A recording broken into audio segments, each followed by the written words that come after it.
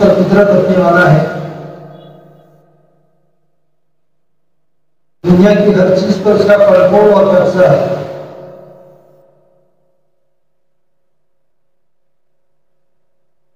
दरख्त का सूखा पत्ता भी बगैर अल्लाह के अमर के नहीं गिरता। हर चीज अल्लाह की मोहताज है। अल्लाह का गैर अल्लाह के बगैर कुछ नहीं कर सकता और अल्लाह अपने गैर के बगैर सब कुछ कर सकते हैं।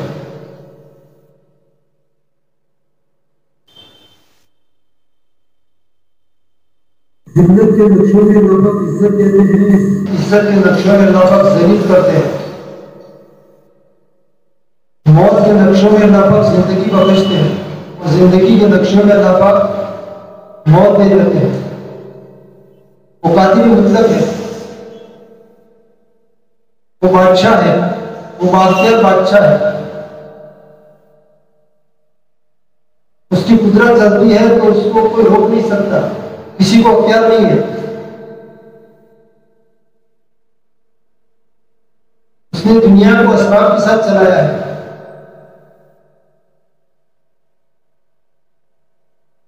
सब कुल असबाब तो खुदा की जात है।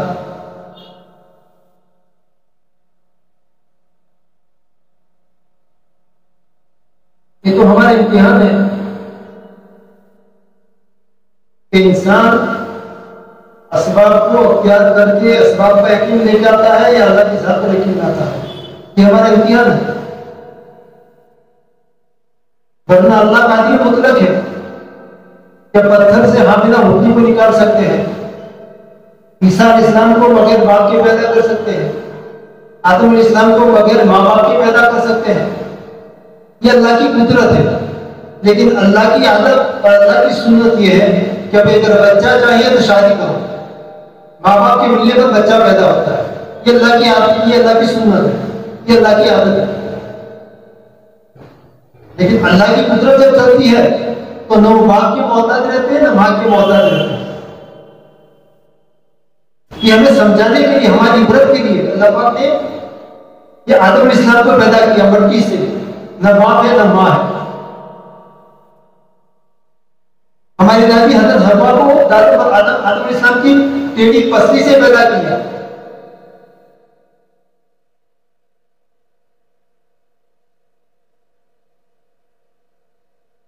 वो कादिर मुतलक है। उसकी मखलूकात पर गौर करके हमें उसकी कामिल कुदरत, उसकी कुदरत का यकीन हमें दिल में लाना है। ये बुनियादी चीज है।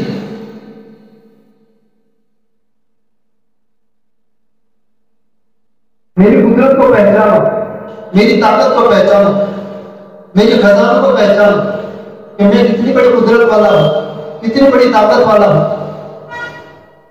कि मां के पेट में एक तंग जगह में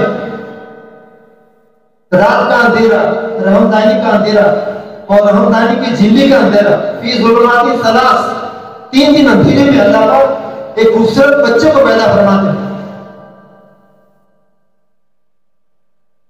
और यहां पर दुनियादारों को कोई काम करना होता है तो जगह भी छोड़ी चाहिए, पता नहीं कितनी लाइटें चाहिए। और तंग जगह में कान की जगह कान लगाता है, आंखों की जगह आंख लगाता है, जबान की जगह जबान लगाता है, कहीं गलती नहीं होती।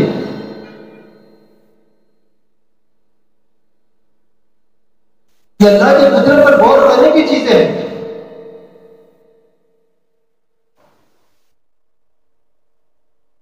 इंसान का वजूद कैसे हुआ? एक नापाक कतरा कि जिसको आदमी को हादत हो जाती है तो उसकी बदबू को बर्दाश्त नहीं कर सकता, भागता है सीधा गुस्ल खाने में, पाप होता है और फिर निकलता है। ऐसे बदबूदार कतरे से अल्लाह ने इंसान को पैदा करना है। एक नापाक कतरे को मां के रहमदानी में पहुंचाया, अल्लाह ने अपनी कुदरत को चलाया। तो उसी नापाक कतरे से अल्लाह ने कैसा हड्डियां बनाई, आंखें बनाई, फेफड़ा बनाया, दिल बनाया, कलेजी बनाई, सारे आज़ा उसी में से बनाए।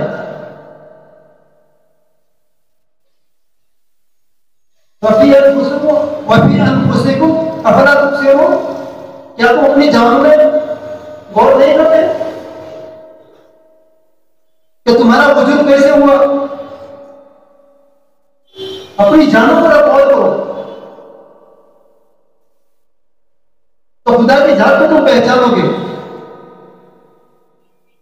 अल्लाह पाक ने फरमाया कि मैं तो छुपाओ खजाना था, मैंने सोचा कि मैं अपनी जात को जाहिर करूं तो मैंने हजरत इंसान को पैदा किया।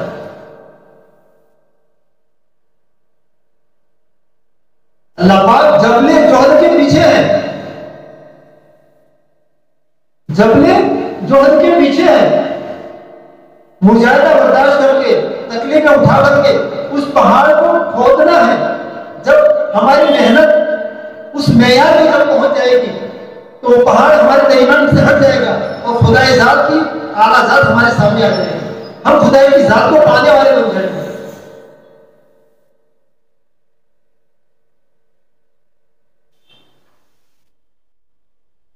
आज हमने खुदा की जात को नहीं पहचाना।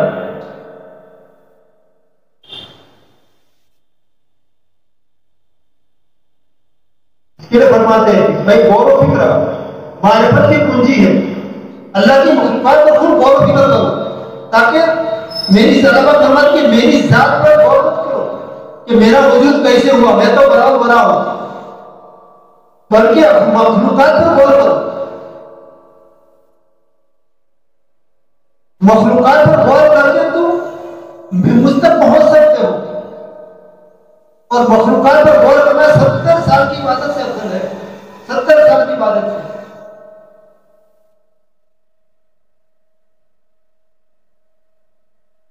और हमारी सारी इबादत और सारी मेहनत का लब्बे-लिबास यही है अल्लाह की जात तक पहुंचना, अल्लाह का ताल्लुक, अल्लाह की मारिफत हमें हासिल हो जाए।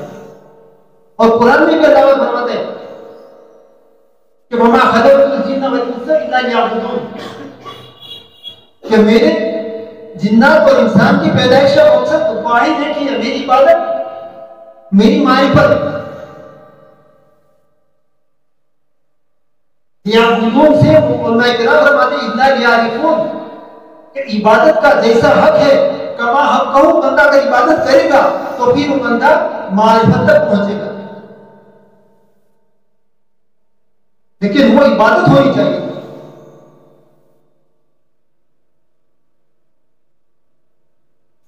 अल्लाह ने हमें इबादत इसीलिए की है।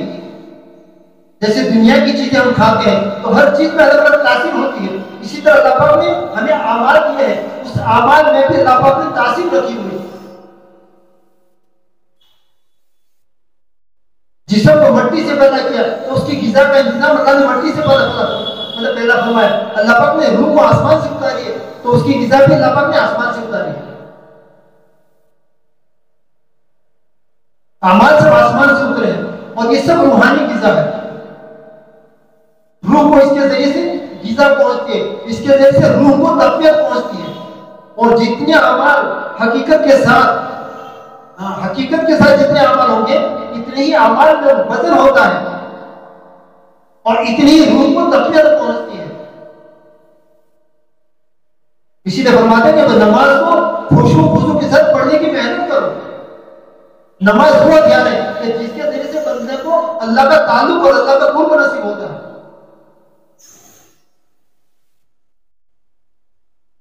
इसीलिए तो अल्लाह के नबी सल्लल्लाहु अलैहि वसल्लम जब नमाज भी तो सहाबाए किराम खुश हो गए,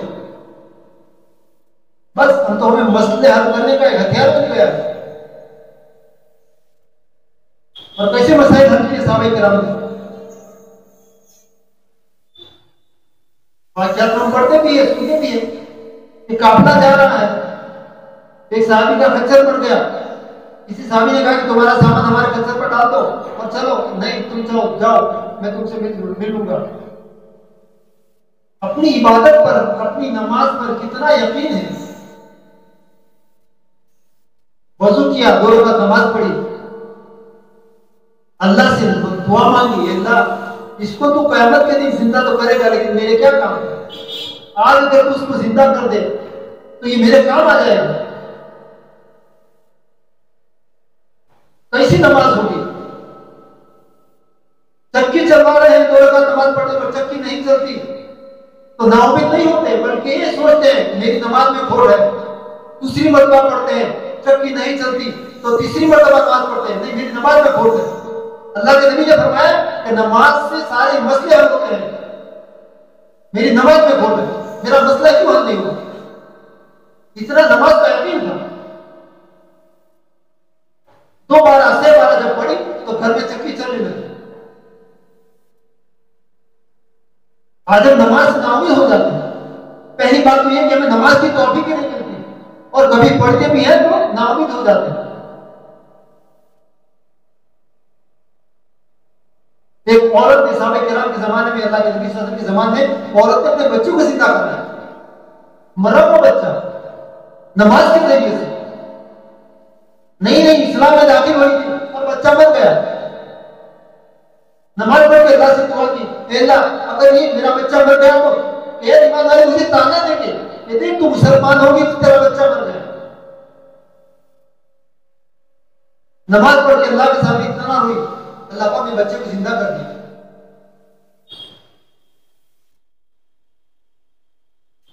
इसीलिए दोस्तों सहाबा किराम के जमाने में जब कोई इस्लाम में दाखिल होता था तो सबसे पहले नमाज सिखाई जाती थी, सबसे पहले नमाज। नमाज को सैंपल का दर्जा दिया है। अगर नमाज अच्छी निकली तो सारे अमाल अच्छे, अगर नमाज में पकड़ हो गई तो सारे अमाल में बिगाड़ हो गए। इन्ना सलात तन्हा अनिल फाहिशा वल मुनकर। अगर मैं बुराई से नहीं बच सकता, फहश और बुरी बातों से नहीं रुकता, तो मेरे नमाज के कमाल में कमी है। वरना नमाज का तो खासा है कि आदमी फहश और बुरी बातों से रोके, लेकिन मैं नहीं रुक पाता, तो क्या वजह है? मेरे नमाज में कमी है, मेरी नमाज में खोट है। वरना कुरान कहता है कि नमाज फहश और बुरी बातों से रोकती है, ये अल्लाह फरमाते हैं। नमाज में हकीकत पैदा करने की जरूरत है।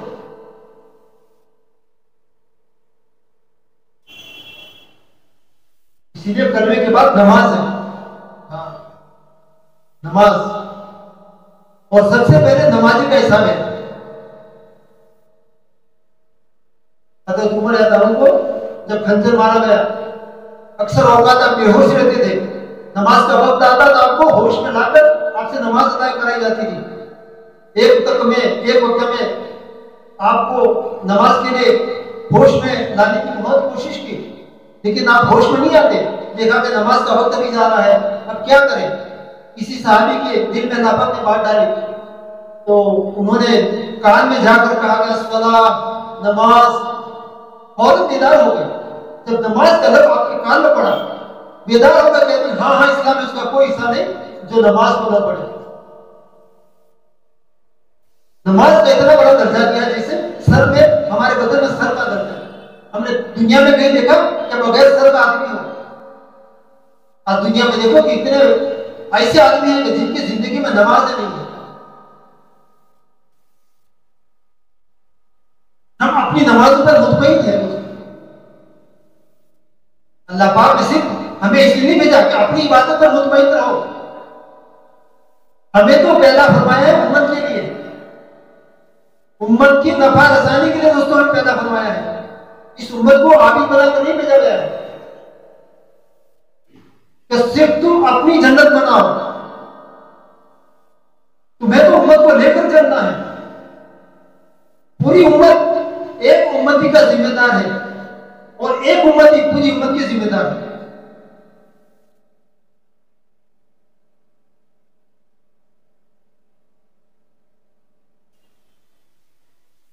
दावत के काम में जब जोर पड़ती है, जब काम में कमजोरी आती है, तो सारे अमाल में कमजोरी आती है। जाहिर बात है।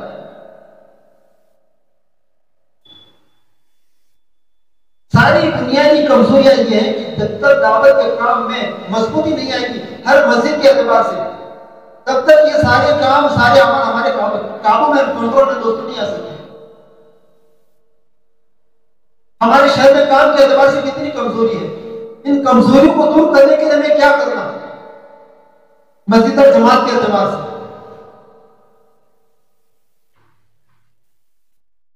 कोई फरिश्ते तो आएंगे नहीं मेहनत के लिए, मेहनत तो हमको ही करना पड़ेगा। और अल्लाह पाक ने जिनको कबूल किया है वो पहली सबके आदमी है। हाँ, वो पहली सबके आदमी है। जब वो अपनी सब ठीक कर लेंगे तो फिर सारी सभें ठीक हो जाएगी। लेकिन अभी पहली सभी टेढ़ी है तो दूसरी सभें कहां से सीधी होगी? दावत के काम करने वाले में जब तक अभी कुर्बानी नहीं आई, अभी इनकी जिंदगी में गश्त की पाबंदी, दूसरे गश्त की पाबंदी, ये जो हमारे मुकामी आवाज में बताते हैं महीने में 3 दिन की पाबंदी हमारी जिंदगी में नहीं आई तो फिर उम्मत में कैसे आएगी? हमारी कुर्बानी का असर उम्मत पर पड़ता है। हाँ, फिर हम ऐसी टूटी फूटी कुर्बानियों को लेकर लोगों से मुलाकात करेंगे तो हमारी बात में क्या बदल होगा? लोग क्या हमारी दावत को कबूल फरमाएंगे? बंदा जब कुर्बानी देता है तो उनकी बात में वजन होता है, वजन होता है उसकी बात में। अल्लाह पाक उसकी बात में वजन डालते हैं, सामने वाले के दिल पर वो बात असर करती है। वो बात हम बारहा सुनते हैं कि एक माँ छोटे बच्चे को एक मौलवी साहब के पास लाई और कहा कि हजरत मेरा बच्चा गुड़ बहुत खाता है। तो मौलवी साहब ने कहा कि उसको कल लेकर आना। दूसरे दिन जब माँ बच्चे को लेकर आई तो मौलवी साहब ने उसको नसीहत की कि बेटा गुड़ मत खाओ, ज्यादा गुड़ खाना नुकसान के लिए मुझे नुकसान दे है। तो माँ ने कहा कि इतनी नसीहत करनी थी तो कल ही कर देते। तो मौलवी साहब ने कहा कि कल मैं खुद गुड़ खाता था, अगर कल मैं नसीहत करता तो मेरी बात का उस पर असर न होता, इसीलिए कल से मैंने गुड़ खाना छोड़ दिया। आज मैं इसको नसीहत किया, इंशाल्लाह मेरी बात का वजन होगा, इस पर असर करेगा।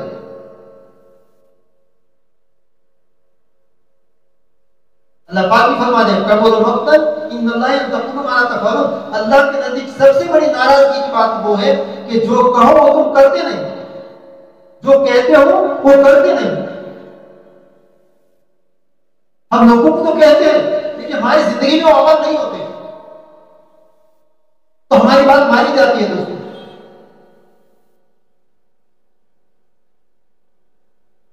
इसके लिए सबसे पहले हमें बुनियाद पढ़ना पड़ेगा, सबसे पहले हमें बुनियाद पढ़ना पड़ेगा। अगर काम को जमाना है मस्जिदों के एतबार से, हमारे बड़े जो 5 काम बताते हैं वो 5 काम के एतबार से सबसे पहले हमें जमना पड़ेगा।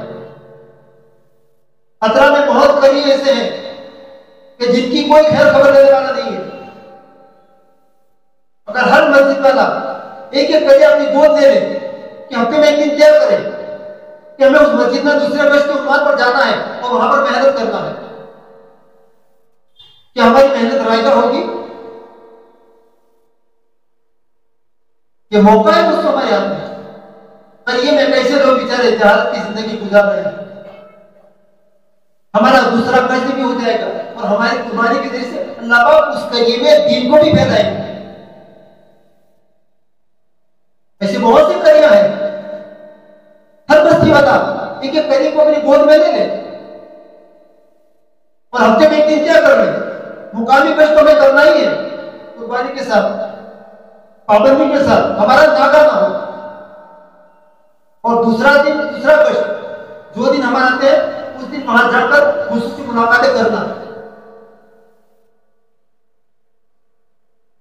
देखो फिर हमारी कुर्बानी का असर, इस्तिकामत के साथ उस बस्ती में जाना और मुलाकातें करना। हम खुद जमेंगे तो फिर लोग हमारी मेहनत और कुर्बानी के जरिए हमारा अमल आएगा। दोस्तों, अभी हम खुद दूसरों की कमाई है तो हमारी कमाई कहां है? हम दूसरों की कमाई खाकर बैठ गए।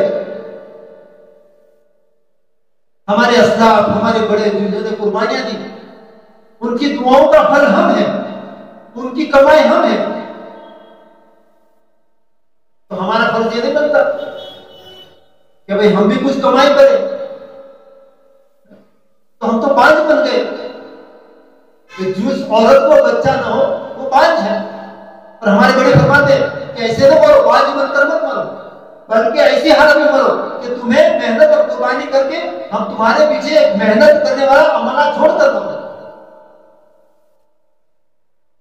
हाँ, ऐसी कुर्बानियां दो ताकि तुम्हारे पीछे तुम जब घर पर जाओ तो तुम्हारे पीछे काम करने वाला हमारा खड़ा हो। और कयामत तक जो कुर्बानी देते रहेंगे कब्र में तुम्हारे आता रहेगा दोस्तों।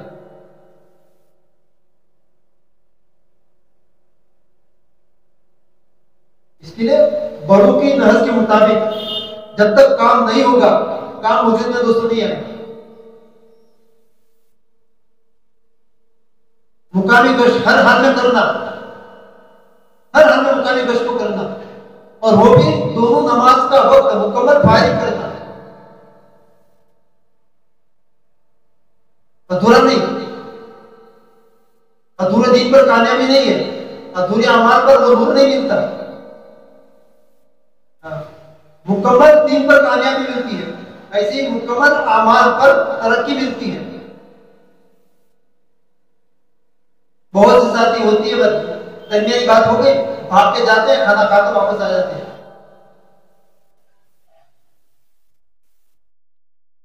सुबह से आदमी रोजा रखा हुआ है और मगरिब से पहले पहले थोड़ा टाइम, आधा घंटा बाकी था और उसने खाना खा लिया, पूरा रोजा बेकार हो गया।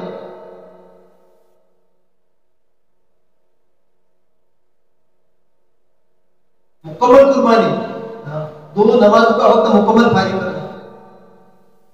जब तक अमला खड़ा नहीं होगा इस काम पर, तो फिर दूसरे कैसे आएंगे हमारे पीछे? जब हम खुद अपने पैरों पर खड़े नहीं है और हम दूसरों को खड़ा करने की कोशिश करेंगे, तो दूसरा कैसे खड़ा होगा? हम खुद बैठे हुए हैं, हम दूसरों को खड़ा कर रहे हैं। भाई दूसरे को खड़ा करने के लिए तो हमें खुद खड़ा होना पड़ेगा, तब वो खड़ा होगा। बैठा हुआ आदमी दूसरे को कैसे खड़ा कर सकता है? खड़ा हुआ आदमी तो दूसरे को खड़ा कर सकता है, लेकिन बैठा हुआ आदमी दूसरे को खड़ा कैसे करेगा? इसके लिए सबसे पहले हमें खड़ा होना पड़ेगा। ये मुकामी अमाल के एतबार से महीने में एक हफ्ता तय करके हर हाल में 3 दिन लगाना, हर हाल में। आदमी दुकान बंद कर जाए, दुकान बंद करके जाता है, रोजी का दरवाजा उसका खुला रहता है, रोजी का दरवाजा बंद करके नहीं जाता। और हमारा तकदीर पर यकीन है ना भाई, 7 चीजों पर हमारा यकीन है। आमन्तु बिल्लाहि व मलाइकतिही व कुतुबिही व रुसुलिही वल यौमिल आखिर वल क़द्रि खैरिही व शर्रिही मिनल्लाहि तआला वल बाअस बअदल मौत। ये 7 चीजों में तकदीर भी है। आदमी ना सोचे कि 3 दिन बंद करके जाऊंगा, मेरी दुकान का क्या होगा। अल्लाह पाक 3 दिन का बदला दे देंगे। हाँ, हर हाल में 3 दिन लगा ले। अल्लाह के बंदे दुनिया में ऐसे हैं, डॉक्टर भी लगाते हैं हर हाल में 3 दिन, दवाखाना बंद कर निकल जाते हैं। जब अमल इस्तिकामत के साथ होता है, कुर्बानी के साथ होता है, तो फिर हमें इस काम से फायदा होता है। इसीलिए फरमाया कि इस्तिकामत 1000 करामतों से बढ़कर बताया। करामतें जो अल्लाह वालों से अल्लाह जाहिर कराते हैं, इससे भी इस्तिकामत को बढ़कर बताया। बीमार बंदा जब इस्तिकामत से दवाई नहीं खाता तो उसको शिफा नहीं मिलती। हम काम को इस्तिकामत से नहीं करेंगे तो काम से फायदा हमें कैसे हासिल होगा? एक पानी का कतरा कितना कमजोर है, लेकिन जब इस्तिकामत के साथ पत्थर पर गिरता रहता है तो पत्थर में सुराख कर देता है। तो हर अमल में इस्तिकामत, गश्त में इस्तिकामत, दूसरे गश्त में इस्तिकामत, महीने के 3 दिन में इस्तिकामत, साल आ जाए हमारा महीना तय हो कि इस साल में हमें चिल्ला निकलना ही है। बस देखो, पाबंदी करो। अल्लाह पाक काम तुमसे पैसा लेते हैं और काम के एतबार से तुम खुद नूरानी अपने खुद में खुद जाहिर देखोगे। काम के एतबार से तुम खुद फायदा महसूस करोगे।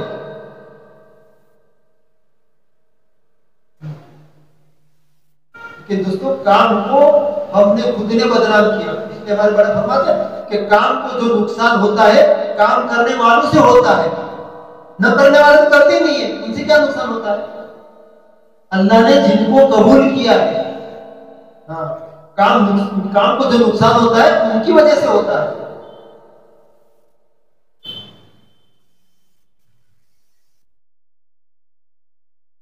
इसके लिए दोस्तों ये मुकामी 5 अमाल, इसके लिए अल्लाह के नबी ने बताया कि भाई तो जिहाद अकबर है। असल कुर्बानी तो ये है, एक आदमी वक्त फारिग करके 4 महीना सीधा निकल गया है तो आसान है, लेकिन यहाँ मशगूली में गिरा हुआ है, मुलाजिमत भी है, दुकान भी है, सारे मशगूली में घिरा हुआ है और मुकामी अमाल कर रहा है। असल कुर्बानी तो ये है। जमात वाले तो आ गए वक्त फायरिंग करके, उनके लिए कोई कुर्बानी नहीं है। जमात वालों के साथ वक्त देना और मुकामी अमल में वक्त लगाना असली कुर्बानी है।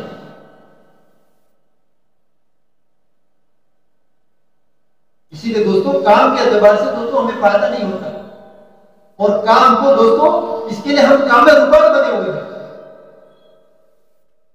जाहिर बात है कि जब काम हम वक्त लगाकर आएंगे और यहां कर मुकामी अमल में जुड़ेंगे, पहली सब के पाबंद होंगे, कुर्बानी के एतबार से हम बढ़ चढ़कर हिस्सा लेंगे, तो दूसरे लोग भी हमारी जिंदगी को देखकर खुद लालच करेंगे, खुद भी जाएंगे, अपने बच्चों को भी भेजेंगे। हम आते वही पूरी सलेट, तो दूसरों के लिए भी हम रुकावट बनते हैं। देखो फुला का लड़का गया था, फुला गया था, ऐसे ही पूरी सलेट वापस आया है। हम दूसरों के लिए दरवाजा बंद करते जाते हैं।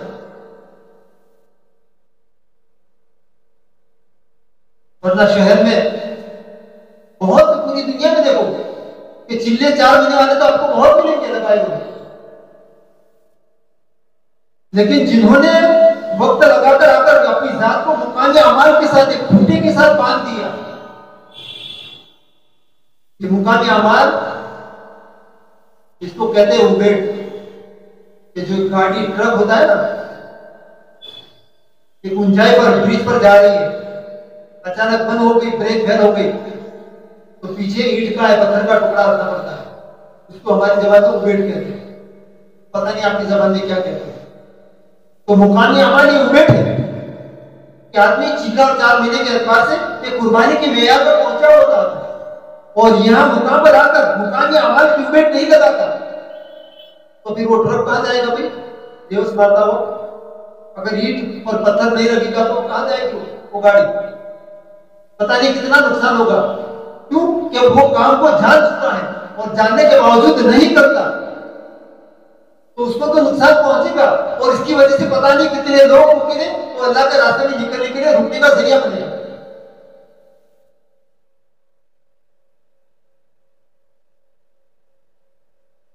कितने लोगों ने रुकने का जरिया बनाया। इसके लिए दोस्तों काम को हमने बदनाम किया है, हमने बदनाम किया। हाँ, वरना काम तो कैसा काम है, अल्लाह पाक ने कैसा काम किया है। जो काम को लेकर चलने वाले हैं, अल्लाह पाक ने कैसे कबूल किया है, मकबूल बंदे।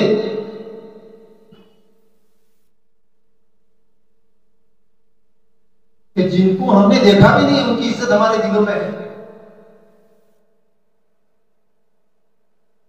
सही मानो में काम को ओढ़ना और बिछोना बनाकर चलते हैं। मकसद हकीकी, फर्ज मनसबी, कि हमारा मकसद हकीकी, ये काम हमारा फर्ज मनसबी है।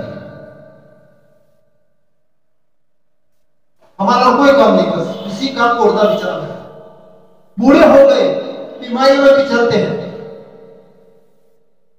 80 साल 85 साल 90 साल के हो गए, ऑपरेशन भी हो गया हार्ट का, लेकिन फिर भी काम को लेकर चल रहे हैं। बंदा जब कमर बस्ता हो जाता है कि मुझे काम करना है, तो अल्लाह पाक उस बंदे से काम लेते हैं। और जो बंदा काम से जी चुराता है, काम से अपनी जात को बचाता है, तो अल्लाह पाक फरमाते हैं मैं भी बेनियाज हूं, मेरा दीन भी बेनियाज है, मेरा दीन तेरा मोहताज नहीं है। फयस्तब्दिल कौमन गैरकुम सुम्मा ला यकुन अमसालकुम। मोहताज बंदा है, बंदा मोहताज बनकर चलेगा तो अल्लाह का उसे काम नहीं।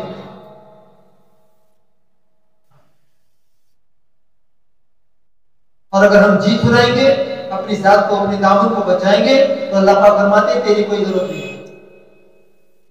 मेरे बहुत से बंदे ऐसे हैं कि जो तालिब बनकर मोहताज बनकर चलते हैं, मैं उनसे अपने दीन का काम लूंगा और लेते हैं अल्लाह।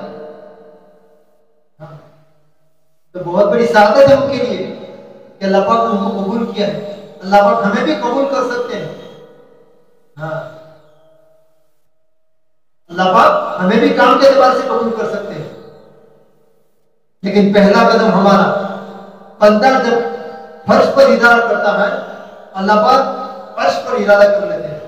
बंदा जब फर्श पर ठान लेता है कि मुझे दिन की मेहनत करना है, अल्लाह पाक फर्श पर ठान लेते हैं कि मुझे खुदा बंदे से काम लेना है। बंदे की नियत को अल्लाह पाक देखते हैं कि अंदर से बंदा कितना मजबूत है, और बंदा जितना कुर्बानी को और जितनी जिम्मेदारी को बोझ को उठाता है, अल्लाह पाक उसी के बकदर अल्लाह पाक उससे काम को लेते हैं और उसी के बकदर अल्लाह पाक उसकी मदद फरमाते हैं।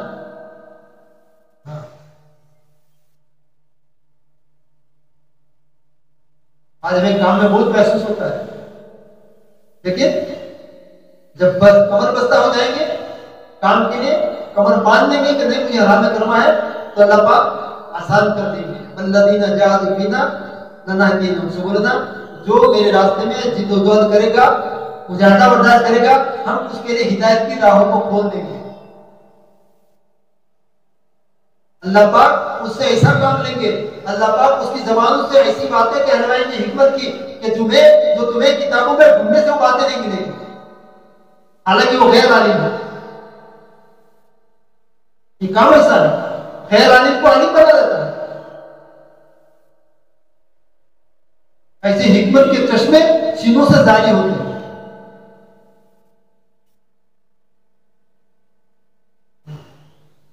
उलूम हमारे सीनों में है, हमारे सीनों में, हर एक के सीने में, लेकिन वो कुर्बानी के वक्त सीनों से खुलते हैं। जितना बंदा कुर्बानी देता है इतने ही वो खुलते हैं। कुर्बानी के वक्त, जिम्मेदारी के वक्त, जितना जिम्मेदारी को बोझ को उठाएगा उसी के वक्त अल्लाह पाक काम को खोलेंगे।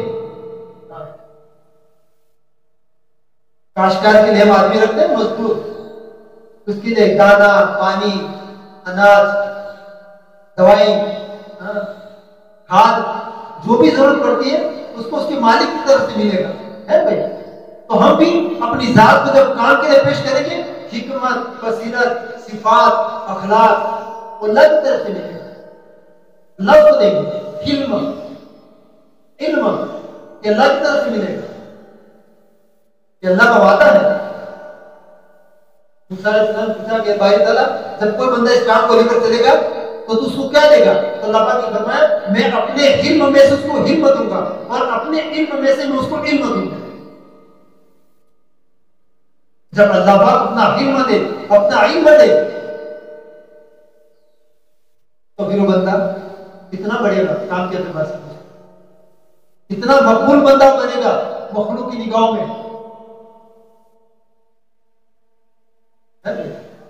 इसीलिए अल्लाह के बंदे मकबूल है हमारी निगाहों में, काम करने वाले वो आज हमारे दिलों में रहते हैं। एक पड़ोस का वीडियो आया था, मैंने देखा था, बड़ा कॉन्फ्रेंस हॉल था, एक साहब स्टेज पर खड़े थे और कहा कि भाई देखो मैं तुमसे 2 सवाल करूंगा, जवाब नहीं देना, जवाब अपने दिल में रखना। तो पहला सवाल किया कि आप कहां रहते हैं, जवाब नहीं चाहिए मुझे। तो हर एक ने अपने दिल में सोचा, कोई घरों में रहता है, कोई फ्लैट में रहता है, कोई झोपड़े में रहता है, कोई बैठी जाली में रहता है, कोई कहां रहता है, कोई कहां रहता है, हर एक के अपने दिल में सोच लिया। फिर दूसरा सवाल किया कि भाई आप क्या कमाते हैं, तो हर एक ने अपने दिल में सच सोचा, कोई मुलाजिमत से कमाता है, कोई दुकान से कमाता है, किसी की चिकन की दुकान है, किसी की चावल की दुकान है, किसी की क्या दुकान है, कोई काश्तकारी के जरिए से कमाता है। हर एक के दिल में जवाब हर एक ने सोचा। तो उसने कहा कि पहले सवाल के जवाब में कि अगर तुम अपने घरों में रहते हो, और दूसरे सवाल के जवाब में अगर तुम सिर्फ दुनिया कमाते हो तो ऐसी जिंदगी जीना बेकार है।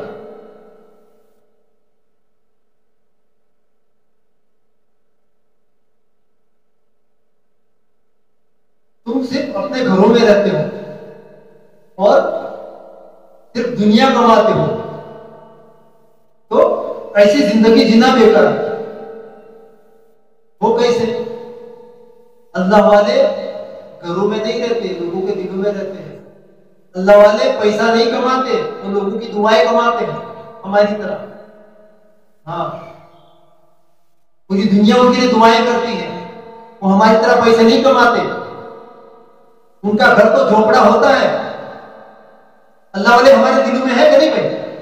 हाँ, हर एक के दिलों में है। वो अपने घर में नहीं रहते। हाँ, वो तो लोगों के दिलों में रहते हैं। उसका सवाल तो दुनिया के एतबार से था, एक सखी के बारे में। एक सखी खूब सदका करता है, खूब खैरात करता है। हाँ? तो फिर वो सखी लोगों के दिलों में रहता है और लोग फकीर और गरीब और मसाकिन उसके लिए दुआएं करते हैं। लेकिन भाई हम उस मिसाल को हम दावत एक काम इस तरह से पेश क्यों ना करें? वो तो दुनिया के एतबार से कह रहा था।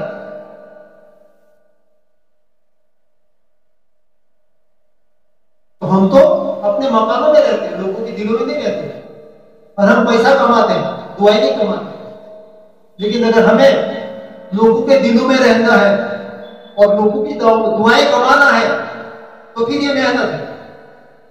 जैसे अल्लाह वाले लोगों के दिलों में रहते हैं और दुआएं कमाते हैं, फिर वो बंदे मकबूल हो जाते हैं अल्लाह की निगाहों में। अल्लाह पाक मखलूक के दिलों में, अल्लाह पाक फरिश्तों में ऐलान कर देते हैं कि फला बंदे से मैं मोहब्बत करता हूं, तुम भी मोहब्बत करो। फरिश्ता तमाम फरिश्तों में और तमाम मखलूक में ऐलान कर देता है कि फला बंदे से अल्लाह पाक मोहब्बत करते हैं, तुम भी मोहब्बत करो। गैर महसूस तरीके से इंसानों के दिलों में उसकी मोहब्बत आती है, गैर महसूस तरीके से। हालांकि उनका कोई असर हमारे पर नहीं होता, कोई असर, हमारा कोई मामला भी नहीं होता, हमने उनको देखा भी नहीं है जिंदगी में, लेकिन फिर भी उनकी मोहब्बत हमारे दिलों में है। ये मिन जानिबिल्लाह, अल्लाह की मोहब्बत, अल्लाह की तरफ से हमारे दिलों में उनकी मोहब्बत है। अल्लाह की मकबूलियत है उनकी हमारे दिलों में, अल्लाह की तरफ से। ये अल्लाह के मकबूल बंदे हैं दोस्तों। तो काम अल्लाह ने कबूल फरमा लिया है, और जो बंदा इस काम को करता है अल्लाह उस बंदे को भी कबूल फरमा देते हैं। वो बंदा मकबूल हो जाता है। इस काम का कमा हक अगर हक अदा करता है तो अल्लाह पाक उसको भी मकबूल बना लेते हैं अपनी निगाहों में। अगर जैसा काम का हक है वैसा अगर हक करेगा तो, वरना जी चुराएगा और काम का हक है वैसा नहीं करेगा तो फिर ऐसे काम से कोई फायदा नहीं होगा। जिंदगी भर काम हम करते रहे, ना अपनी जात को फायदा पहुंचे, उम्मत का तो क्या फायदा पहुंचेगा, हमारी जात को भी फायदा नहीं पहुंचेगा। इसके लिए दोस्तों अल्लाह पाक ने मौका दिया है, ये जिंदगी दी है। मौत का कोई ठिकाना नहीं है दोस्तों, मौत का कोई ठिकाना नहीं है। हम देखते आए दिन हवादिस, कैसे कैसे मौत पकड़ लेती है इंसानों को, अचानक मौतें आ जाती है। कि हमारे इबरत का मकाम है कि जिस मौत ने उसको पकड़ा है वो मौत मुझे भी आकर पकड़ सकती है। लेकिन शैतान हमें धोखे में रखता है कि वो मामला तो उसके साथ हुआ है, तेरे साथ नहीं होगा, वो तो उसके साथ हुआ है, तेरे साथ नहीं होगा। शैतान हमें धोखा देता है, हमें बरगलाता है और हम उसकी बातों में आकर धोखा खा जाते हैं। बुढ़ापे में तैयारी कर रहे हैं, अब बुढ़ापा नसीब होता है नहीं होता है किसको मालूम है, और आदमी आखिरत की दौलत से महरूम रह जाता है। चलो दोस्तों, जरूरी है कि आदमी दुनिया की जिंदगी में रहकर अल्लाह की मारिफत को हासिल कर ले मौत से पहले पहले। हमारी पैदाइश का मकसद वाहिद यही है, अल्लाह का ताल्लुक, अल्लाह की मारिफत, अल्लाह का कुर्ब। कि हमारी इबादत और हमारी दावत की मेहनत का लबुलबाब यही है दोस्तों। अल्लाह ने ईमान के साथ हमें जिंदगी दी और हमें अल्लाह का ताल्लुक नहीं मिला, अल्लाह की मारिफत नहीं मिली, और ऐसी मन पर चले गए दोस्तों। इंसान कितने बड़े खसारे में रहा।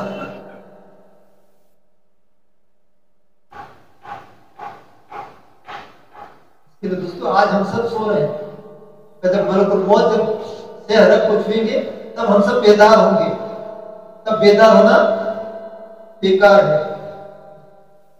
फिर हशर के मैदान में खड़े होंगे, रब्बना अबसरना वसमिअना फरजिअना नामल सालिहन इन्ना मुक़िमून। हमने देख भी लिया, सुन भी लिया, अब तो हमको यकीन आ गया, अब तो सब कुछ सामने आ गया अल्लाह का। अब दुनिया में वापस पे अल्लाह हम तेरी खूब इबादत करेंगे, तेरे के अहकाम को बजा लाएंगे। पाक फरमाएंगे कल्ला हरगिज़ नहीं, ये मौका तेरे हाथ से गया। एक मर्तबा जिंदगी मिलती है, फिर सारी दिन की मजालिस से उलमाए किराम के बयानात कि हमारे इनफरादी एतबार से और इज्तिमाई एतबार से हमें जो दिन की बातें जो सुनने को मिलती है कि हमारे हुज्जत ताब है आखिरत में। क्या तुम्हारे सामने आखिरत की बातें नहीं आती थी? आखिरत बोली नहीं जाती थी? ये हुज्जत होगी हमारे सामने। हाँ, हम सबके सामने हुज्जत होगी। और सहाबाए किराम तो हमारे सबके लिए, सहाबाए किराम के एक बीमार ने हमारे हुज्जत कायम कर दी, जवान ने हुज्जत कायम कर दी, मालदार ने हुज्जत कायम कर दी। हमारा कोई मालदार नहीं कह सकता कि मुझे टाइम नहीं था, वक्त नहीं था। हमारा कोई बीमार नहीं कह सकता कि मैं बीमारी की वजह से नहीं चल सका। हजरत अबू अय्यूब अंसारी रज़ियल्लाहु अन्हु 95 बरस की उम्र में इन फिरों खिफाफों व थिकाला आप फरमाते थे कि मुझे यह आयत चैन से नहीं बैठने लगी, निकलो हर हाल में, चाहे हल्के हो चाहे भारी। तो बीमारी के हाल में आप निकले और आपने फरमाया अगर मेरी मौत हो जाए तो मेरी नाश को भी अल्लाह के रास्ते में चलाना। तो सहाबाए किराम का बीमार भी हमारे लिए हुज्जत, बूढ़ा भी हुज्जत, और जवान मुसअब बिन उमैर जो 200 दिरहम का जोड़ा पहनने वाला वो भी हमारे लिए हुज्जत। हज़रत अब्दुर्रहमान बिन औफ मालदार, कितना मालदार, इंतकाल के बाद सोने को फावड़े से काट काट कर तकसीम किया गया और हाथों पर छाले पड़ गए, इतना सोना, वो भी हमारे लिए हुज्जत। उनका गरीब एक सहाबी, उनके घर में एक औरत, दोनों के बीच में सिर्फ एक चादर दोनों के बीच में। सहाबाए किराम जब फजर की नमाज को तशरीफ लाते तो फजर की नमाज के बाद मशवरा बैठता, तो सहाबी बैठते नहीं थे और उठकर चले जाते थे। किसी ने उनके बारे में शिकायत कर दी कि फुला साहबी मशवरे में बैठते नहीं। अल्लाह के नबी सल्लल्लाहु अलैहि वसल्लम उनको बुलाया, भाई क्या बात है आप बैठते नहीं? साहबी ने अर्ज़ किया कि रसूलुल्लाह बताना तो नहीं चाहता था, लेकिन जब आपने पूछा ही तो बता देता कि मेरी और मेरी बीवी के दरमियान सिर्फ एक चादर है, घर में खड्डा खोद रखा है। जब फजर की नमाज के लिए आता हूँ तो चद्दर में ओढ़कर नमाज के लिए आता हूँ, और फजर की नमाज के बाद मुख्तसर वक्त रहता है, इसके लिए मैं चला जाता हूँ, अपनी बीवी को चादर देता हूँ, वो चादर ओढ़कर अपनी नमाज अदा करता हूँ। सहाबाए किराम का गरीब भी हमारे हुज्जत है। इस जमाने में ऐसा कोई है कि मियां बीवी के दरमियान एक चादर है? सहाबाए किराम का एक एक फर्द हमारे हुज्जत है। हमारे पास कोई उज़र काबिल कबूल नहीं है दोस्तों, कोई उज़र काबिल कबूल नहीं। बूढ़ा, जवान, बीमार, नौजवान सब कुछ आ गए हमारे हुज्जत बन के तैयार है। हमारा कोई उज़र करने वाला नहीं है दोस्तों। इसके लिए दोस्तों हमारी जिम्मेदारी है दावत का काम, हमारी जिम्मेदारी है। नबूवत का सिलसिला खत्म हो गया, तो कौन करेगा? उम्मत को कौन संभालेगा? क्या उम्मत ऐसे ही दौरे जहालत में वक्त गुजारेगी? उम्मत को संभालेगी। उम्मत ने सबूर किया है काम, उम्मत को संभालेगी। वरना हर दौर में अल्लाह ने नबी का सिलसिला फरमाया, हमारे दौर में नबी भी नहीं आए। इतना बड़ा काम किया है। मूसा अलैहिस्सलाम ने फरमाया, बारी ताला से विनती कर रहे हैं, इसरार कर रहे हैं, अल्लाह मुझे उस उम्मत का नबी पैदा करना। अल्लाह पाक ने फरमाया, मूसा मैंने तो उस उम्मत के लिए नबी को मुंतखब कर लिया है। तो फिर मूसा अलैहिस्सलाम ने क्या किया? बारी ताला मुझे उस उम्मत में उम्मती बनाकर पैदा करना। नबी उम्मती बनकर पैदा होने के लिए तैयार है इस उम्मत में। जब मूसा अलैहिस्सलाम ने उस उम्मत के फज़ाइल सुने तो उम्मत में पैदा होने के लिए तैयार हो गए। कितने फज़ाइल इस उम्मत में, आज हम नहीं जानते हमारी कितनी फज़ाइल, हमारी अल्लाह की निगाह में हमारी कितनी कीमत है, आज हम नहीं जानते। हमारा क्या मकाम है दोस्तों, हम नहीं जानते। प्यारे आका की वजह से अल्लाह पाक ने हमारा मकाम बहुत ऊंचा फरमाया है, बहुत ऊंचा फरमाया है। और एक दुआ तो अल्लाह के नबी सल्लल्लाहु अलैहि वसल्लम के पास हमारी दुआ बैलेंस में पड़ी हुई है। अल्लाह पाक हर नबी को एक दुआ ऐसी देते थे कि नबी जो भी दुआ मांगे अल्लाह पाक उस दुआ को कबूल फरमाते थे। हर नबी ने अपनी दुआ का इस्तेमाल कर लिया है। अल्लाह के नबी ने अपनी दुआ को बचा कर रखा है कि मैं अपनी दुआ को मेरी उम्मत के लिए क़यामत के दिन मांगूंगा। ऐसे शफीक नबी अल्लाह पाक ने हमें अता फरमाया। उस शफीक नबी का काम अल्लाह पाक ने हमें अता फरमाया। दोस्तों ये काम कि हम अपनी जात को उसको बचाते हैं। इसके लिए दोस्तों काम करने की सलाहियत हमारी तरफ अल्लाह पाक ने रखी है। इस उम्मत का अंधा, बहरा, गूंगा, लंगड़ा, लुल्ला ये नहीं कह सकता कि मैं इस काम को नहीं कर सकता। हमारे यहाँ समाज से माजूर जो गूंगे और बहरे हैं, जमातें चल रही है, चिल्ले कहते हैं, बस हमारे यहाँ चलती है, पता नहीं अब क्या चलती है, नहीं चलती। इसमें एक आदमी अमीर होता है जो बोलने वाला होता है, वो इशारे से बात कर रहा है और अमीर बात के जरिए सबको समझाता है। ताइफ का वाकया इशारे से बता रहा है, पूरी मजलिस को बुलाते हैं इशारे से। जब ताइफ का वाकया बयान करते हैं, हमको थप्पड़ मारा कि तुम बोलने वाले काम को नहीं करोगे तो हम गूंगे बहरे, अल्लाह पाक ने हम गूंगे बहरे से काम को लिया। देखो अगर तुम नहीं करोगे तो अल्लाह पाक हमसे काम करेगा।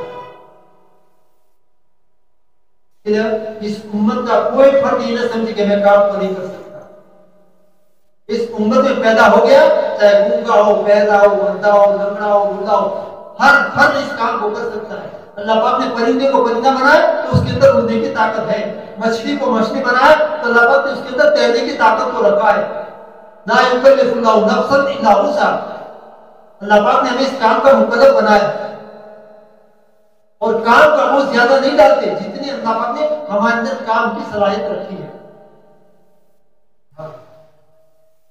अगर काम की सलाहियत न होती और अल्लाह पाक हमको काम थोपता तो नौजुबिल्लाह अल्लाह की जानिब से हम पर जुल्म होता। लेकिन अल्लाह पाक ने इस उम्मत के अंदर काम की सलाहियत को पहले से रखा है और फिर काम को हमारे जिम्मे थोपा है। हर एक के अंदर काम करने की सलाहियत, हर एक के अंदर।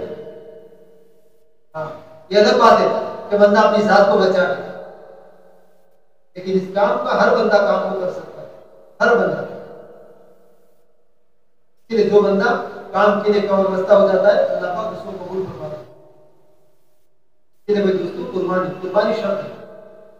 काम को समझने के लिए सबसे पहले क्या है, 4 महीने कि पहले बंदा अल्लाह के रास्ते में निकलकर 4 महीना निकलकर पहले काम को समझे और काम को समझकर आकर यहाँ मुकामी अमाल में जुटे। मुकामी अमाल का जो खूंटा है उस खूंटे से अपनी जात को बांध दे। अपनी जात को खूंटे से बांधा तो फिर लोगों के लिए निकलने का जरिया बनेगा और उसकी कुर्बानी भी बाकी रहेगी। और अगर खूंटे से नहीं बांधा तो जितनी भी कुर्बानी दी है 4 महीने की, सारी की सारी कुर्बानी बेकार और जाए, सारी कुर्बानी धुल जाएगी। क्या फायदा होगा? जान की, माल की कुर्बानी की क्या फायदा होगा?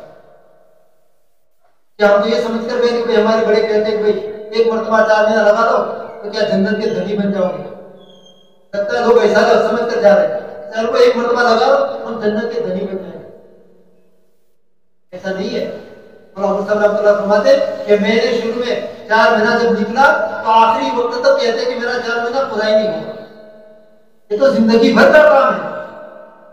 अगर तेरा ईमान उस मेयार को पहुंचा आमिर कमा अमन नास तो तुझे छुट्टी है जा,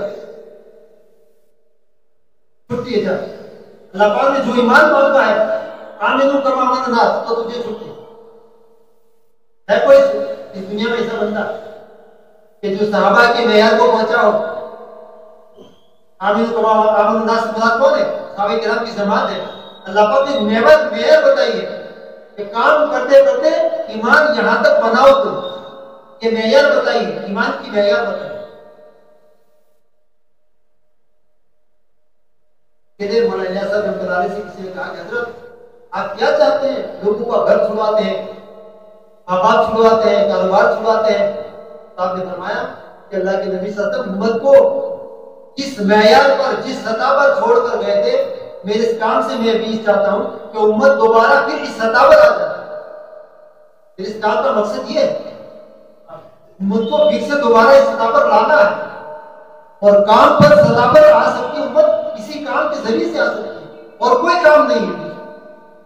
ये वाहिद यही काम है, इसी काम के जरिए से उम्मत सतह पर आ सकती है, और कोई काम नहीं है। खानकाहों के जरिए से तो बंदा सिर्फ अपनी अकेले की जात की इस्लाह कर सकता है, और वहां तो हो जाएगा जो मोहताज होगा, जो खुद अपनी जात को मोहताज समझेगा वही खानकाहों में जाएगा, जो प्यासा होगा वही कुएं के पास जाएगा। लेकिन ये काम ये तो बारिश के बादलों की तरह है कि बस्तियों में करियों में जा जाकर बरसती है और लोगों के दिलों में प्यास को जगाती है। तो बादल की मिसाल दी दावत के काम को, या करिया करिया जाकर वहां पर कुर्बानियां देती है और लोगों की मुलाकातों के जरिए से उनके दिलों में प्यास को जगाती है। इसके लिए दूसरी कुर्बानी, इसके लिए दोस्तों बताओ 4-4 महीने के एतबार से कुर्बानी दो दोस्तों, 4-4 महीने के एतबार से बताओ।